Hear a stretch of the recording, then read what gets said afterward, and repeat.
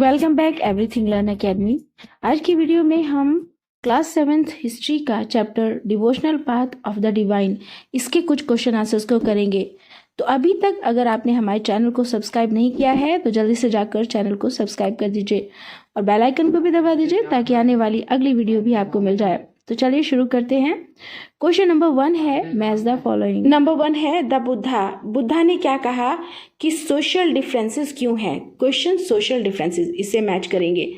Number 2 है शंकरादेवा क्या है। कुछ इस तरह के टेम्पल्स होते हैं जहाँ पर ईश्वर की पूजा की जाती है, इसे हम नामघर से मैच करेंगे। फिर है निजामुद्दीन औलिया, ये क्या है, एक सूफी सेंट थे, सूफी सेंट, इसे मैच करेंगे। अब है नयनार्स, ये जो नयनार्स जगह होती है यहाँ पर भगवान शिवा की पूजा होती थी। अलवर क्या है, वर्शिप ऑफ विष्णु की वर्शिप होती थी अलवर में, उससे मैच करेंगे। यहाँ आप इसके डायरेक्ट आंसर भी देख सकते हैं। द बुद्धा को क्वेश्चन सोशल डिफरेंस से, शंकरादेवा को नामघर से, निजामुद्दीन औलिया सूफी से, Nayanar worship of Shiva, Alvars worship of Vishnu, इस तरह से देख सकते हैं आप डायरेक्ट आंसर। अब आता है आपका next question, fill in the blanks. A है इसका, Shankara was an advocate of Advaita, तो यहाँ अद्विता को फिल करेंगे। Ramanuja was influenced by the Alvars, ठीक है, अलवर क्या है, जहां पर भगवान विष्णु की पूजा होती थी।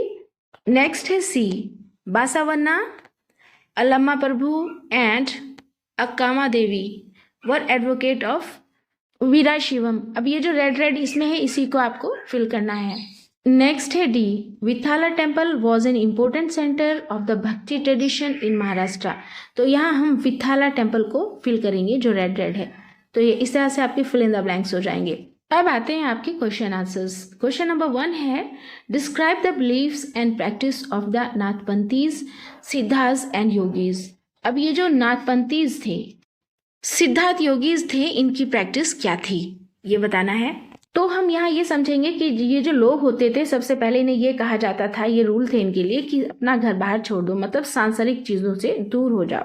तो पहला पॉइंट देखेंगे, they believed in the renunciation of the world, यही बात है कि अपनी सारी सांसारिक चीजों को छोड़ दो, इसमें ये विश्वास रखते थे। दूसरा पॉइंट ये है कि ये जो लोग थे ये मानते थे कि अगर ईश्वर की भक्ति करनी है तो उसके लिए मेडिटेशन जरूरी है, तो यहाँ हम लिख देंगे according to them the path of celebration lay in meditation, ये वाला पॉइंट लिख देंगे। तीसरी बात ये थी कि ये लोग मानते थे कि उन्हें शारीरिक और मानसिक दोनों ही तरह से अच्छे से प्रैक्टिस करनी चाहिए, तो उसके लिए उन्हें अपने दिमाग को भी फ्रेश करने के लिए जैसे अनुलोम विलोम, इस तरह की एक्सरसाइज, ब्रीदिंग और योगासन, इस तरह के एक्टिविटी करनी चाहिए। तो यहाँ लिखेंगे हम intense training of the mind and body through practice like yogasana, breathing, exercise etc. Next question, What were the major ideas expressed by Kabir? How did express these? संत कबीर के मुख्य आइडियाज क्या थे और वो उन्हें कैसे दिखाते थे। तो आंसर में हम लिखेंगे major ideas express by Kabir are following. Number 1 point है was against the tradition worship pattern of Hindus and Muslim. अब ये जो संत कबीर थे ये हिंदू मुसलमान का जो वर्शिप करने का, पूजा करने का, इबादत करने का जो भी पैटर्न था, तरीका था, उसको सही नहीं मानते थे, ठीक है।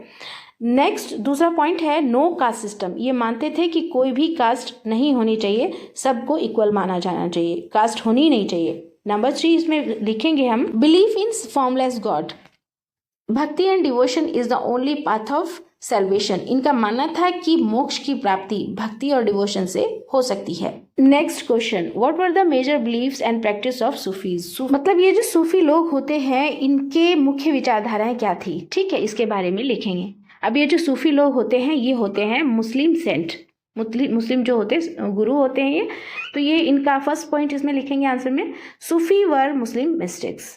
नंबर 2 है they rejected idol worship and stressed on collective prayers. अब ये जो सूफी लोग थे ये आइडल वर्शिप को नहीं मानते थे और ये कलेक्टिव प्रेयर्स जैसे नमाज पढ़ते हैं सब लोग इकट्ठे होकर, उस तरह की जो वर्शिप होती है, इबादत होती है, उसको ये मानते थे। नेक्स्ट पॉइंट है They believed that the heart can be trained to look at the world in a different way. इनका मानना ये था, इनका विश्वास ये था कि हर इंसान अपने मन को इस तरह से ट्रेन कर सकता है कि संसार में की जो चीज़ें हैं उसको डिफरेंट वे से देखने लगे। They developed elaborate methods of training under the guidance of a master called पीढ़। अब ये जो सूफी होते थे, सूफी लोग, इन्होंने ट्रेनिंग के कुछ मेथड निकाले और ये जो ट्रेनिंग थी एक मास्टर के अंडर में करवाई जाती थी जिसको पीर बोला जाता था। Next question, why do you think many teachers rejected present religious belief and practices? तो यहाँ पर क्वेश्चन में पूछा जा रहा है कि आपको क्यों लगता है कि जो धार्मिक गुरु थे,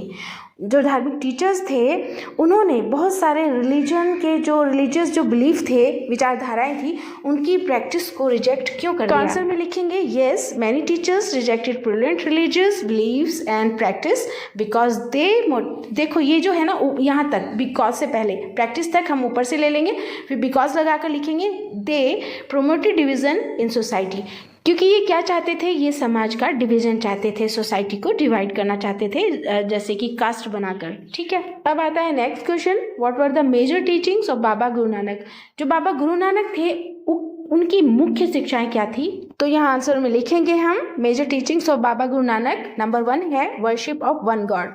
वो कहते थे कि गॉड सिर्फ एक है, ईश्वर एक है, उसी की पूजा करनी चाहिए। नेक्स्ट पॉइंट लिखेंगे irrelevance of caste, creed and gender.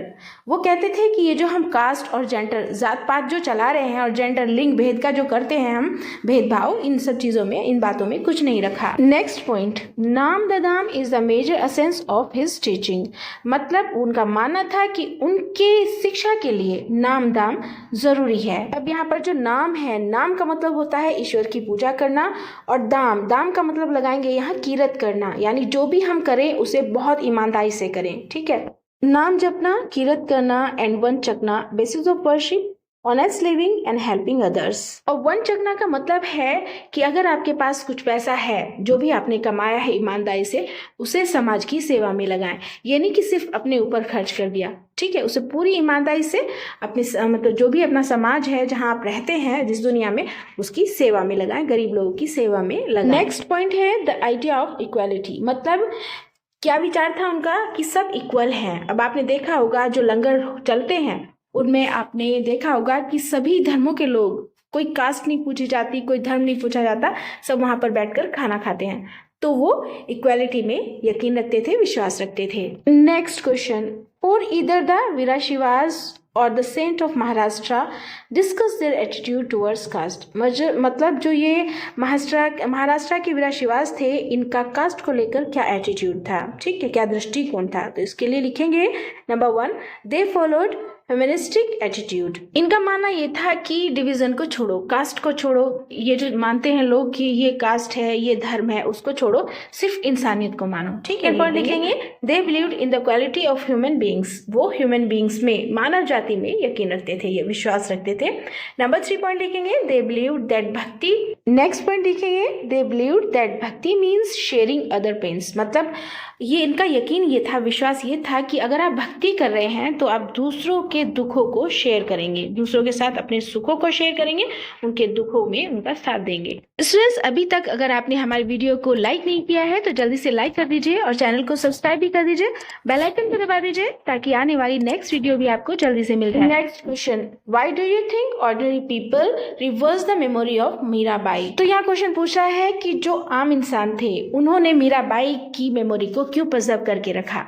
तो पहले यहाँ समझेंगे कि जो मीराबाई थी वो एक राजकुमारी थी और उनकी शादी भी एक राजघराने में ही हुई थी। ठीक है, वो लेकिन फिर भी ऐसी थी कि वो दिखावे में यकीन नहीं रखती थी। ठीक है, ये नहीं कि किसी को दिखाए मैं एक रानी हूँ, इस तरह का कोई एटीट्यूड उनके अंदर नहीं था।